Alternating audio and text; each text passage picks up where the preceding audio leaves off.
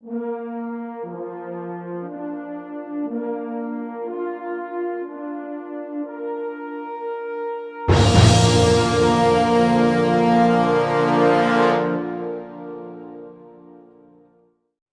DN Patel maths classes. આજના લેક્ચરની અંદર આપણે આઈટીએફ વર્કશીટ નંબર 1 અત્યાર સુધી આપણે 90 થી આગળના પ્રશ્નોનું સોલ્યુશન મેળવી ચૂક્યા છીએ. આજે આપણે 90 થી આગળ કેટલાક પ્રશ્નોનું સોલ્યુશન મેળવીશું. તો પ્રશ્ન નંબર 90, અહીં આપણને એક ત્રિકોણમિતિય સમીકરણ sin inverse 1 - x - 2 sin inverse x = π/2 આપેલ છે. તો સમીકરણમાં રહેલો ચલ x એની કિંમત શું થશે?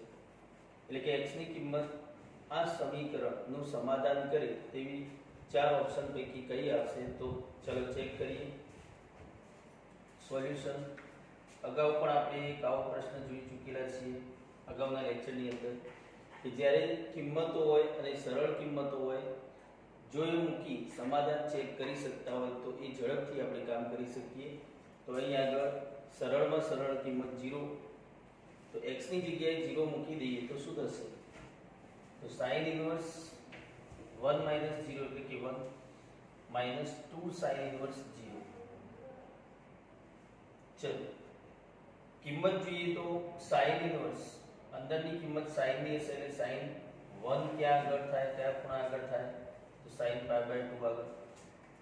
માઈનસ sin ઇન્વર્સ, sin નું મૂલ્ય 0 ક્યાં થશે? તો sin 0 આગળ. તો એનો મતલબ કે π/2 બહાર આવશે, માઈનસ અહીંયા 0 બહાર આવશે અને પ્રદેશની અંદર હોવાથી તો = π/2 એટલે કે સમાધાન થાય છે. કોની માટે? x = 0 માટે. પરંતુ આપણે જોઈએ તો 0 એ બે ઓપ્શનમાં જોવા મળે છે, a માં પણ છે અને c માં પણ છે. એનો મતલબ કે 1/2 પણ ચેક કરવું પડશે. જો 1/2 માટે સમાધાન થશે તો એ ઓપ્શન આવશે અને નહીં થાય તો c ઓપ્શન આવશે. ચલો 1/2 મૂકીએ તો sin ઇન્વર્સ 1 - 1/2 એટલે કે 1/2 થશે, -2 sin ઇન્વર્સ 1/2.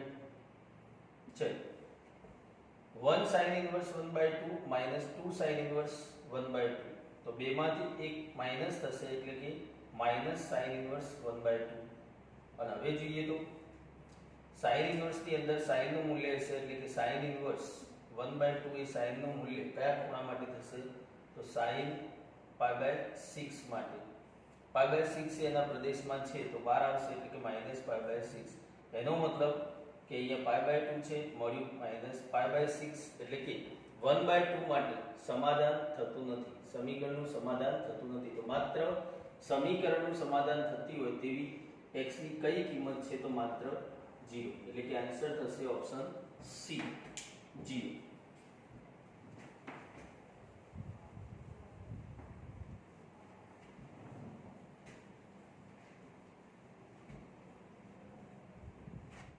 પ્રશ્ન number 51, sin of tan inverse x = ખાલી જગ્યા. તો મૂલ્ય શું થશે? અહીં આપણને ચાર ઓપ્શન આપ્યા છે, એ પૈકી કયો ઓપ્શન આવશે? તો આપણે જાણીએ છીએ કે બહાર sin હોય તો અંદર tan ઇન્વર્સ ની જગ્યાએ શું હોવું જોઈએ? sin inverse. તો sin ઇન્વર્સ માં ચેન્જ કરવા માટે આને આપણે sin ઇન્વર્સ માં ફેરવીશું tan ઇન્વર્સ ને. અને એ મેથડ આપણે રેગ્યુલરમાં જોઈ ચૂક્યા છીએ કે કાટકોણ ત્રિકોણ, આને જો લઘુકોણ ગણવામાં આવે તો tan ઇન્વર્સ ની અંદર x એ કોની કિંમત છે? તો tan ની. તો tan ની કિંમત હોય તો tan એટલે સામેની બાજુ ભાગ્યા પાછળની બાજુ, એટલે કે tan x હોય તો સામેની બાજુ x / 1, તો કર્ણ થશે વર્ગમૂળમાં 1 + x². પાયથાગોરસના નિયમ પ્રમાણે કર્ણ શું થશે? વર્ગમૂળમાં 1 + x². હવે બહાર sin છે તો અંદર tan ઇન્વર્સ ને sin માં લખીએ તો sin ઇન્વર્સ અંદર મૂલ્ય થશે sin નું, એટલે કે sin નું સૂત્ર શું? તો સામેની બાજુ ભાગ્યા કર્ણ, એટલે કે sin ઇન્વર્સ ની અંદર sin શું થશે? sin ઇન્વર્સ sin ની વેલ્યુ શું થશે? સામેની બાજુ ભાગ્યા કર્ણ એટલે કે x ભાગ્યા વર્ગમૂળ ની અંદર 1 + x². તો ચાલો શું કામ કર્યું આપણે? તો tan ઇન્વર્સ ને આપણે sin ઇન્વર્સ માં ફેરવ્યા. કેમ કે બહાર sin હતું તો હવે જોઈએ તો સાઇન અને સાઇન ઇન્વર્સ વ્યસ્ત છે, તો ડાયરેક્ટ આવશે x અપોન વર્ગમૂળની અંદર 1 પ્લસ xy. તો ચાલો આ થઈ ગયો આન્સર. ઓપ્શન ચેક કરો તો ABCD પૈકી કયો ઓપ્શન આવશે? Option D.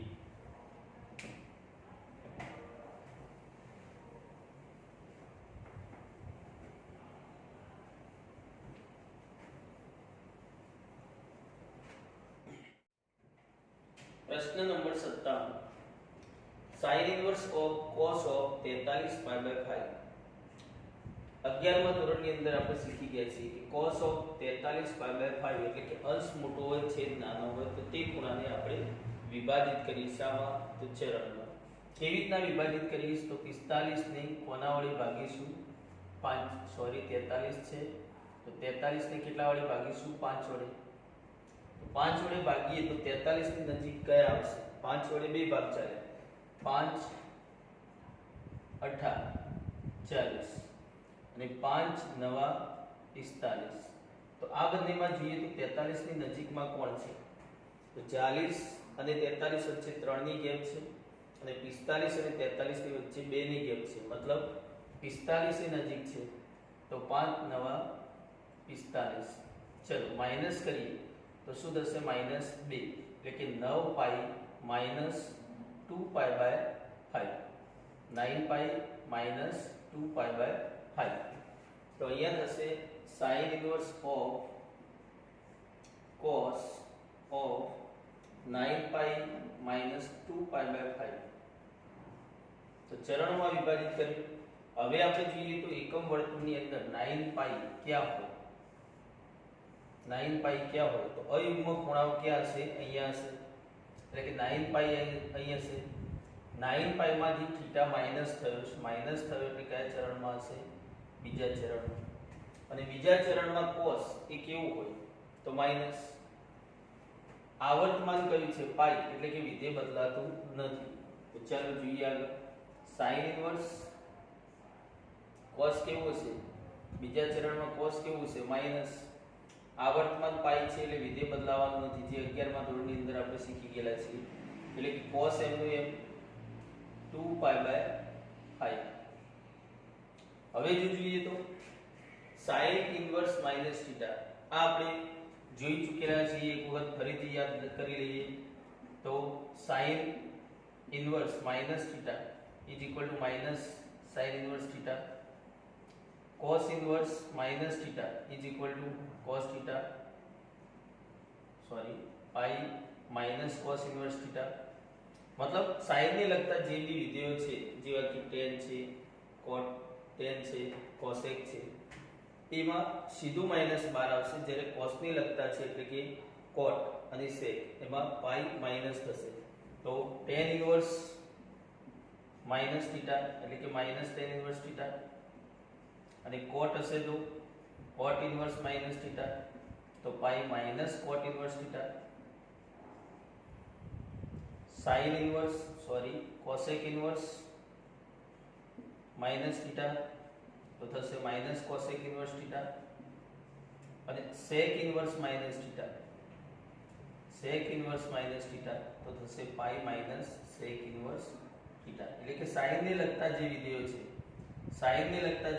છે એમાં માઈનસ સીધું આવશે, જ્યારે cos ને લગતા જે વિધેયો છે એમાં પાઈ માઈનસ થશે. જે વસ્તુ આપણે અગાઉ કેટલી વખત લખી ચૂક્યા છીએ અને સમજી ચૂક્યા છીએ. ચલો તો અહીં આગળ sin ઇન્વર્સ માઈનસ થીટા એટલે કે -12 આવશે. sin inverse cos 2 pi by 5. 12 માં sin ઇન્વર્સ છે, અંદર cos છે. તો એનો મતલબ કે 12 sin ઇન્વર્સ છે તો અંદર શું કરવું પડશે? cos. અને cos ક્યારે થાય તો આપણે જાણીએ પાઈ બાય 2 માઈનસ કરવામાં આવે તો આને લખી શકીએ આપણે sin ઇન્વર્સ sin માં ટ્રાન્સફર કરીએ તો sin pi by 2 minus 2 pi by 5. ચલો 12 થઈ ગયું માઈનસ sin ઇન્વર્સ અને અંદર sin બંને વ્યસ્ત છે, કેન્સલ થઈ જાય એટલે minus pi by 2 minus 2 pi by 5. ચલો હવે સાદુરૂપ આપવા માટે એલસીએમ લઈશું, લસા લઈશું એટલે કે માઈનસ લસા થશે 10, 5 એ ગુણાશે 5 પાઈ માઈનસ 2 ગુણાશે એટલે કે 4 પાઈ 5 પાઈ માંથી 4 પાઈ જાય તો કેટલા બચશે -π/10.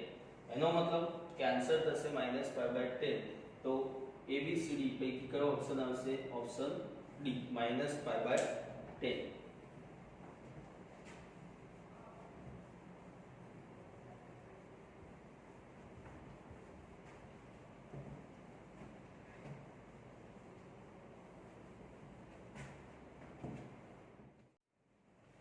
प्रश्न number 98 cos inverse of cos minus 680 degree આનું મૂલ્ય શું થશે? તો 2π/9 minus 2π/9 34π/9 કે π/9. તો અહીં આગળ આપણે જોઈએ તો સૌપ્રથમ તો માઈનસ, અહીંયા માઈનસ છે તો પહેલા માઈનસ જોઈએ તો cos of minus θ, cos of minus θ ચરણ કયું થાય? ચોથા ચરણમાં cos કેવું હોય? પ્લસ, તો માઈનસ આપોઆપ નીકળી જશે એટલે કે cos inverse cos of 680 degree. ચલો, ખૂણો એ મોટો છે તો એને નાનો કરવા માટે શું કરીશું? અગાઉના પ્રશ્નમાં આપણે કરી ચૂક્યા છીએ, ચરણમાં વિભાજિત કરીશું. ચરણમાં વિભાજિત કરીએ તો આપણે એકમ વર્તુળની અંદર જાણીએ છીએ કે 680 એ કયા ચરણમાં આવશે? ચોથા ચરણમાં. 0 degree, 90 degree, 180 degree, 270 degree, 360 degree. હવે આ જ પ્રમાણે બીજો એક આખો રાઉન્ડ ફરીએ તો અહીંયા કેટલા આવે? 720 ડિગ્રી. તો 720 ડિગ્રીમાંથી 40 ડિગ્રી માઈનસ કરો તો કેટલા થશે? 680 ડિગ્રી. મતલબ ચરણ કયું થશે? તો 720 માઈનસ 40.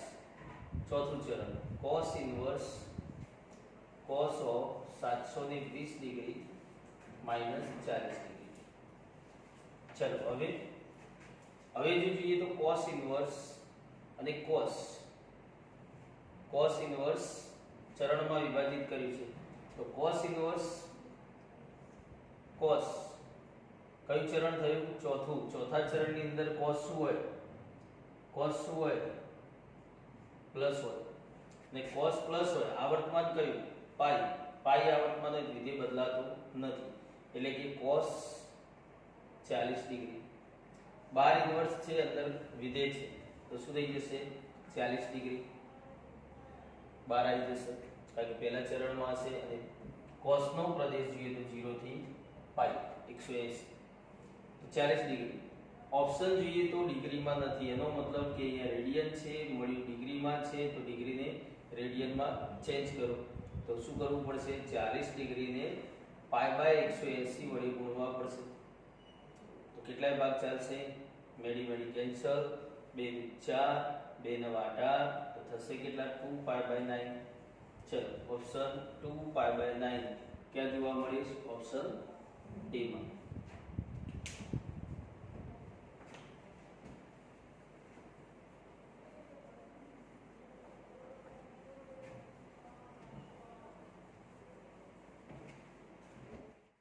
પ્રશ્ન નંબર 105 y બરાબર cos ઇન્વર્સ x² - 4 નો પ્રદેશ. આવા પ્રશ્નો JEE પ્રદેશ અને વિસ્તારના જે આપણે સંબંધ અને વિધિની અંદર જોઈ ચૂક્યા છીએ, પ્રતિવિધિની અંદર પણ પ્રદેશ અને વિસ્તાર શોધવાના પ્રશ્નો એ જીમાં પૂછાઈ શકે છે. તો cos ઇન્વર્સ x² - 4 નો પ્રદેશ મેળવવો છે તો પહેલા તો આપણને ખબર હોવી જોઈએ પ્રદેશ એ શું છે અને વિસ્તાર શું છે. તો અગાઉ આપણે વાત કરી ગયા છે કે પ્રદેશ એટલે વિધેયની અંદર જે ચલ વપરાય છે એ ચલની કિંમતોનો અંતરાલ, જેને આપણે પ્રદેશ કહીએ છીએ. વિસ્તાર કોને કહીએ છીએ? તો વિધેયના મૂલ્યોનો જે અંતરાલ હોય એને આપણે વિસ્તાર કહીએ છીએ. તો અહીંયા આપણને પ્રદેશ માંગ્યો છે, એનો મતલબ x ની કિંમતોનો અંતરાલ જોઈએ છે. તો વિધેય આપેલું છે cos ઇન્વર્સ. તો cos ઇન્વર્સ નો પ્રદેશ શું? તો એ આપણે જાણીએ છીએ કે એનો ખૂણો એ એના પ્રદેશમાં હોય એટલે કે -1 ≤ x² - 4 ≤ 1. હવે x સુધી પહોંચવા માટે સૌપ્રથમ તો -4 ને રદ કરવા પડશે. -4 રદ કેવી રીતના થશે? તો 4 ઉમેરવામાં આવે તો રદ થશે. તો 4 ઉમેરીએ તો -1 + 4 ≤ x² - 4 + 4 ≤ 1 + 4. ચલો, 4 - 1 એટલે 3 ≤ -4 + 4 કેન્સલ થશે એટલે કે x² less or equal two 4 + 1 એટલે 5. સ્ક્વેર છે x સુધી પહોંચવા માટે સ્ક્વેરને દૂર કરવો પડશે એટલે કે રૂટ લેવું પડશે. રૂટ લઈએ તો વર્ગમૂળમાં 3 લેસ ઓર ઇક્વલ ટુ માન x less or equal to √5. અસમતા બદલાશે નહીં કારણ કે રૂટ એ એવું વિધેય છે જે વધતું વિધેય છે, જેનો આલેખ આપણે જાણીએ છીએ કેવું થાય. રૂટ એ વધતું વિધેય છે માટે વધતું વિધેય હોવાથી રૂટ લેવાથી અસમતા બદલાતી નથી. હવે માન દૂર કરવું હોય તો માનાંક એ પણ કેવું વિધેય છે? માનાંક એ કેવું વિધેય છે? તો આલેખ જોઈએ તો ઋણ દિશામાં અને ધન દિશામાં આ રીતે થશે. ઋણ દિશામાં ઘટે છે અને ધન દિશામાં વધે છે. એટલે કે ઘટતું વિધેય હોય તો અસમતા બદલાય તો શું થશે? -√5 less or equal to x less or equal to -√3. અથવા ધન દિશાની અંદર ધનમાં વિચારીએ તો વધતું વિધેય છે એટલે કે એમના એમ √3 less or equal to x less or equal to √5. એટલે કે x નો અંતરાલ થશે સમૃદ્ધ અંતરાલ -√5 થી -√3 અથવા એટલે કે યો √3 √5 સમૃદ્ધ અંતરાલ. તો આ થશે x નો અંતરાલ જેને આપણે કહીએ છીએ આપેલ વિધેયનો પ્રદેશ. એટલે કે ઓપ્શન આવશે ડી. આન્સર થશે ઓપ્શન ડી.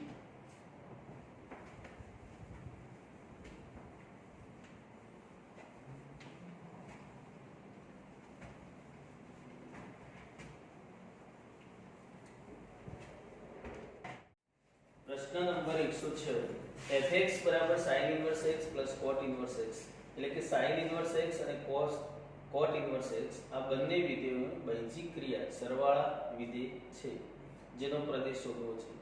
તો આ સરવાળા વિધેયનો પ્રદેશ મેળવવા માટે પહેલા તો આપણે બંને વિધેયોનો અલગથી પ્રદેશ મેળવીશું.